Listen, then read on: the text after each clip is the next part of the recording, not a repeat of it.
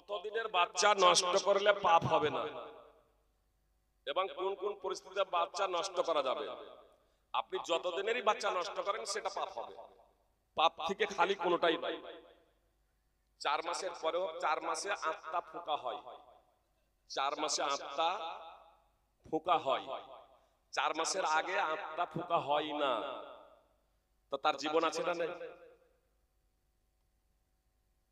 তার জীবন আছে না নেই? মাতৃ জঠরে 120 দিন যে হয়েছে, 119 দিন পরে 120 দিন মানুষের পূর্ণ একটা ঢাঁচা তৈরি হয়ে গেছে, তো তার জীবন নেই? যে সে বীর্য থেকে, শুক্রাণু থেকে আর ডিম্বাণু থেকে সে আপনার রক্ত মাংস পিণ্ডে পরিণত হয়ে বৃদ্ধি হতে আছে, বৃদ্ধি হতে আছে। 120 দিনে পৌঁছে গিয়েছে, আত্মা ফোঁকা হয়নি। এই যে মাতৃ জঠরে যে শিশুটা আছে তার আয়ু লেখা হয়, তার খাদ্য লেখা হয় আত্মা ফোঁকার আগে। সহিহ বুখারী হাদিস নম্বর 3208। সুম্মা ইউনফাকু ফীহি রূহ। 4টি জিনিস লেখার পরে আত্মা ফোঁকা হয়, রূহ ফোঁকা হয়। তাহলে আয়ু কার লেখা হয়েছে? যার জীবন আছে তার। ওই যে মাতৃ জঠরে যে শিশুটা ছিল তার জীবন যে ছিল, ওই শরীরের ওই জীবন, শরীর জীবন আলাদা আর আত্মা আলাদা, রূহ আলাদা আর শরীর আলাদা। এই শরীরে আপনার 3টা জিনিস আছে, শরীর আছে, জীবন আছে, আত্মা আছে। বিস্তারিত আলোচনা করার সময় নেই, শুধু আপনাদের এতটুকু বলি, ঘুমন্ত অবস্থায় আপনারা দেখেছেন মানুষের শরীর আছে আর তার জীবন আছে। শ্বাস প্রশ্বাস চলে না? চলে না? তখন কথা কেন বলে না? আত্মা নেই, তখন আত্মা নেই, তার জীবন আছে। সুপ্রিয় ভাতৃবৃন্দ, জীবন আছে, চলাচল করতে পারে। আপনারা এই যে শুক্রাণু বলা হচ্ছে, শুক্রাণু আজ বিজ্ঞান দ্বারা প্রমাণিত। যন্ত্রের মাধ্যমে যদি আপনারা সেটা দেখেন, অনুবিজ্ঞান যন্ত্রের মাধ্যমে যদি সেটা দেখেন, তাহলে দেখবেন ব্যাঙাচির মতো শব্দ উড়াচ্ছে। এক টাইমে যে বীর্যপাত হয় শুক্রাণু, এক টাইমে যে বীর্যপাত হয়, আপনার কোটি কোটি আপনার শুক্রাণু আছে, ব্যাঙাচির মতো দৌড়াচ্ছে, ব্যাঙাচির মতো দৌড়াচ্ছে। নিজের গন্তব্যস্থলে সংঘর্ষ হয়, ডিম্বাণু এবং শুক্রাণুর মধ্যে লড়াই হয়। পরিশেষে হয়তো একটা এবং দুটোই টিকে, বাকিগুলো সব মারা যায় রাস্তায়। লড়াই হয় ডিম্বাণুর সাথে শুক্রাণুর। আপনার বিজ্ঞান উঠে অধ্যয়ন করবেন, এই বিষয়টা দেখবেন স্পষ্ট। এই যে লড়াই করছে, তার আগেই যখন আপনার বীর্য, ওই বীর্যে আপনার কোটি কোটি আপনার শুক্রাণু রয়েছে, তো বিনা জীবনে নাকি তাদের চলছে। আপনার 4 মাসের আগে, যারা বলছে 4 মাসের আগে যদি হত্যা করে দেওয়া কোনো সমস্যা নেই, এটাও মহাপাপ। সহিহ বুখারী এবং মুসলিমের হাদিস, নবী সাল্লাল্লাহু আলাইহি ওয়াসাল্লাম বলছেন, উদ্দিবাত ইমরাতুন ফি হিররাতিন হাবাসাতহা হাত্তা মাতাত জুআ ফাদাখালাত ফিহান নার।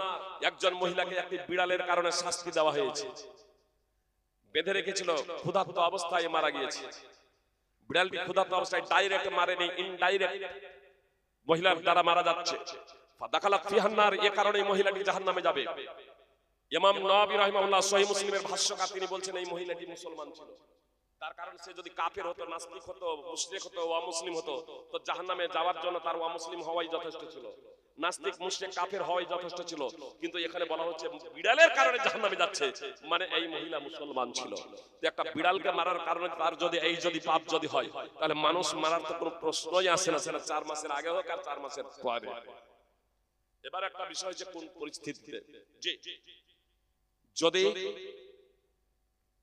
ওলামায়ে কেরাম যে বিষয়টা বলেছেন যে পেটে বাচ্চা এসেছে, 4 মাস এখনো হয়নি, জি হয়তো সিজার হয়েছে, আর 1 মাস 2 মাস যেতে না যেতে আবার পেটে এরকম সন্তান এরকম চলে এসেছে, আর মায়ের শরীরও অত্যন্ত শোচনীয়, অত্যন্ত দুর্বল একবার বাস্তবে, তাহলে ভালো ডাক্তার, একাধিক ভালো ডাক্তারের পরামর্শ অনুযায়ী যদি সেটা যদি হয়, মায়ের জীবন বাঁচানোর লক্ষ্য এবং উদ্দেশ্যে, সেটা স্বতন্ত্র ব্যাপার, উলামায়ে কেরামদের ফতোয়া আছে, তাহলে সেই ক্ষেত্রে সেটা বৈধ। আর সাধারণভাবে আপনার বাচ্চা এসেছে, সে সিজার হোক বা সাধারণ এরকম হোক, আপনার বাচ্চা এসেছে, বেশি বাচ্চা হয়ে যাবে বলে আপনি এরকম হত্যা করে দিয়েছেন, কি করে খেতে দেবো, তো এটা জানবেন এক প্রকারের এটা শিরক এবং এটা জঘন্যতম অপরাধ, মহাপাপ।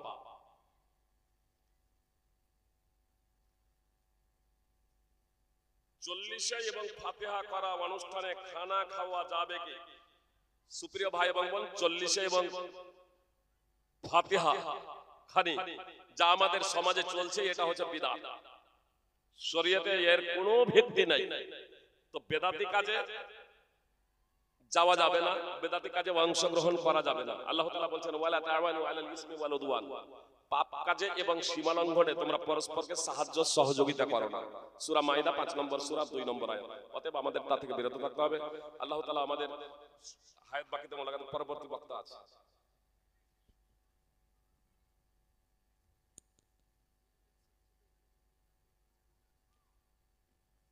জেনারেল শিক্ষিত ব্যক্তি দ্বারা ফতোয়া নেওয়া যাবে কি যাবে না? আপনাদের শুধু এতটুকু বলি, অপারেশন কার কাছে করবেন? গোল ব্লাডার পাথর হয়েছে, অপারেশন কার কাছে করবেন? কসাইয়ের কাছে করলে হবে না?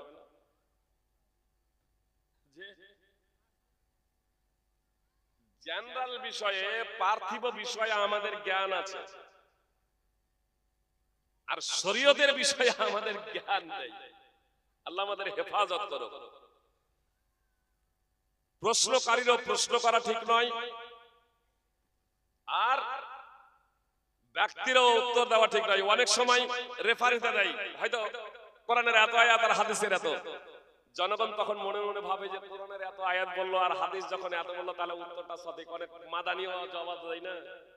আরে মাদানিরা জানে, আলেমরা জানেন যে ফতোয়া দেওয়া সবার বিষয় নয়, ফতোয়া দেওয়ার কাজটা সাধারণ ব্যাপার না, ভুল হলে পাপ হবে।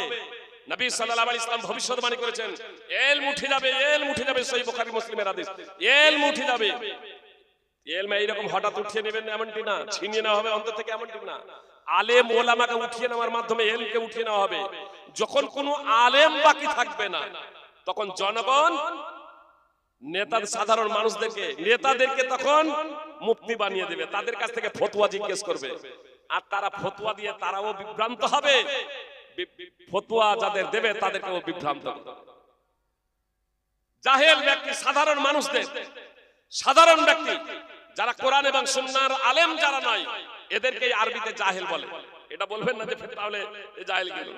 যারা কোরআন এবং সুন্নাহকে, কোরআন সুন্নাহ আরবিতে, যারা আরবিতে কোরআন এবং সুন্নাহকে বুঝে না, মুফতি ফতোয়া দেওয়ার তার কোনো অধিকার নেই, আর তার কাছে আপনারাও ফতোয়া জিজ্ঞেস করবেন না। আল্লাহ তাআলা আমাদের প্রত্যেককে পবিত্র কোরআন ও সুন্নাহ অনুযায়ী জীবন যাপন করার তৌফিক দান করেন। আমিন। আসসালামু আলাইকুম।